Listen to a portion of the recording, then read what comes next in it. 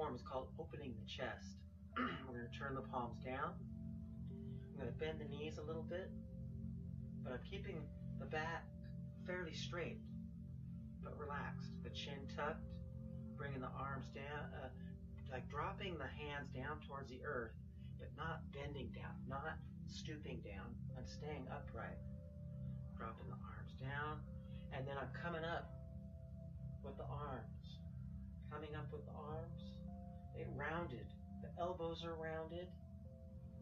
And as I come up, I'm inhaling and I turn out the hands, the back of the hands outward.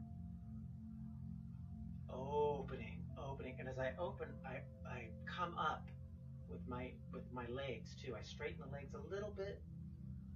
Breathe that fresh chi in. And then I close back to about shoulder width distance apart with the hands, and back down again. Called opening the chest, and I'm bending the knees again as I go back down.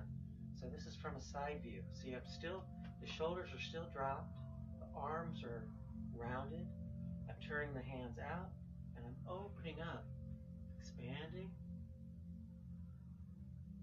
closing. Very soft, like I'm moving through water, back down to the earth.